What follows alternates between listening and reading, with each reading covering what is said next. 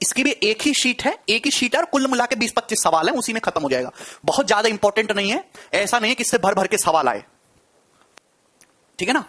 अगर मैं इसके एग्जाम में वेटेज की बात करूं तो इसका पेपर, ठीक है ना, अगर मैं इसके एग्जाम में वेटेज की बात करूं तो इसका पेपर में एक क्वेश्चन आएगा, एक क्वेश्चन मैक्सिमम, या फिर एक भी नहीं आएगा।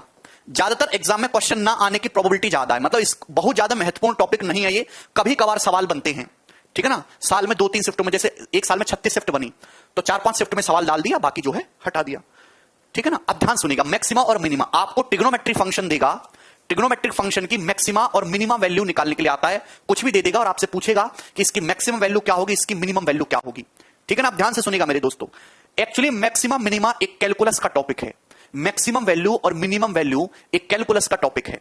कैलकुलस में हमारे यूपी बोर्ड में तो एक अलग से किताब आती थी जी, इसकी इतनी मोटी मैक्सिमम मिनिमा की। तो ये तो मत समझिए कि आपके सिलेबस में वो सारी चीजें पढ़नी है, कि अगर मैं मैक्सिमम मिनिमा पढ़ाने जाऊंगा तो कम से कम ये समझ लीजिए कि 3 से 4 महीने का टॉपिक है। तो आपके सिलेबस में कैलकुलस तो है नहीं भाई, कुछ ही सवाल ऐसे होते हैं, देखिए ध्यान सुनिएगा, कुछ ही सवाल ऐसे होते हैं जो बिना कैलकुलस के सॉल्व किए जा सकते हैं। सब लोगों ने इंटर में पढ़ा होगा मैक्सिमम मिनिमम, लंबी लंबी छोर मोटे। कुछ ही सवाल ऐसे होते हैं जो बिना कैलकुलस का यूज किए उनकी मैक्सिमम और मिनिमम वैल्यू निकाली जा सकती है। तो आपके पेपर में केवल वही लो क्वालिटी क्वेश्चन पूछे जाएंगे। मेरी बात समझ में आई? ऐसा नहीं कि एग्जामिनर अपनी मर्जी से कुछ भी उठा के दे देगा। एक सेकेंड, ऐसा नहीं है कि एग्जामिनर अपनी मर्जी से कुछ भी उठा के दे देगा, ऐसा नहीं है भाई। पेपर में कुछ ही ऐसे लो क्वालिटी क्वेश्चन है जिनको आप बिना कैलकुलस का यूज किए, बिना उनका अवकलन समाकलन किए आप उनकी मिनिमम या मैक्सिमम वैल्यू निकाल सकते हो, ठीक है दोस्त। तो आपसे पेपर में वही सवाल पूछा जाएगा, ऐसा नहीं कि एग्जामिनर कुछ भी उठा के दे दे। तो कुछ फिक्स पैटर्न के सवाल हैं, पेपर में वही आते हैं, बस उनका डाटा बदल दिया जाता है, ठीक है ना। तो आपके सिलेबस में फिक्स पैटर्न के सवालों की मिनिमम मैक्सिमम वैल्यू निकालने के लिए है, ठीक है ना। चलिए समझ में आई मेरी बात, जो मैंने कहना चाह रहा था आपसे, ठीक है। अभी हम ट्रिग्नोमेट्री को पढ़ते हो काफी दिन हो गए और लगभग 1 महीना हुआ, ज्यादा वेटेज है ट्रिग्नोमेट्री का, ठीक है। अभी मैं आपको ध्यान से देखो, अगर आप यहां पे अभी सीएचएसएल के पेपर में 36 शिफ्ट हुई, 36 शिफ्ट में से एक शिफ्ट में 25 सवाल आते हैं, तो 36 शिफ्ट में हुई सीएचएसएल का पेपर हुआ, 25 सवाल आते हैं एक शिफ्ट में। सेम ऐसे ही सीजीएल के साथ भी है, तो 900 क्वेश्चन हुए टोटल मैथ के। मैंने जब कंपाइल करवाया अभी तो 900 में से ट्रिग्नोमेट्री के 124 क्वेश्चन हैं, 900 में से 124 क्वेश्चन केवल ट्रिग्नोमेट्री के थे।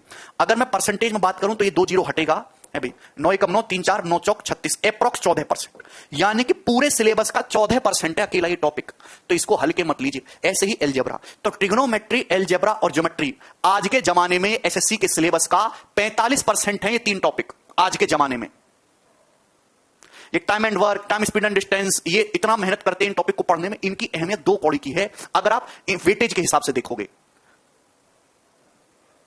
जबकि जो आपका ज्योमेट्री, ट्रिग्नोमेट्री और एलजेब्रा, एडवांस मैथ के जो तीनों टॉपिक है, इनका जो वेटेज है एग्जाम में नंबर ऑफ क्वेश्चन के हिसाब से वो पूरे सिलेबस का 45% है, 45%। सीडीएस में तो 70% वेटेज है एलजेब्रा, ट्रिग्नोमेट्री, ज्योमेट्री का सीडीएस में, उसमें मेंसुरेशन को भी अगर मिला दूं तो,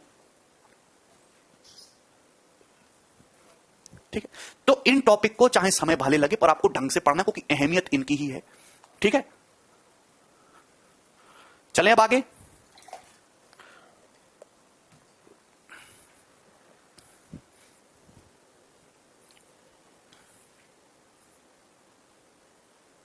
अच्छा, एक बात और पूछना चाह रहा था कि जो हमारी ये जो बुक है दोनों, अर्थमेटिक की और ये एडवांस की क्लास नोट्स की, ये आप में से बहुत लोगों के पास होंगी भी ये दोनों, ये आपके इलाके में लोकल जो बुक शॉप है उनके पास पहुंची है बुक? जो लोकल बुक स्टोर है उनके पास ये किताबें पहुंची हैं? अच्छी तरह ही करवा रहा हूं राहुल, मैं जो भी पढ़ाऊंगा बिल्कुल उस टॉपिक के वेटेज के हिसाब से, उसकी अहमियत के हिसाब से पढ़ाऊंगा आपको, चिंता मत करो बिल्कुल भी। अभी नहीं पहुंची है, टाइम लगेगा अभी तो यार।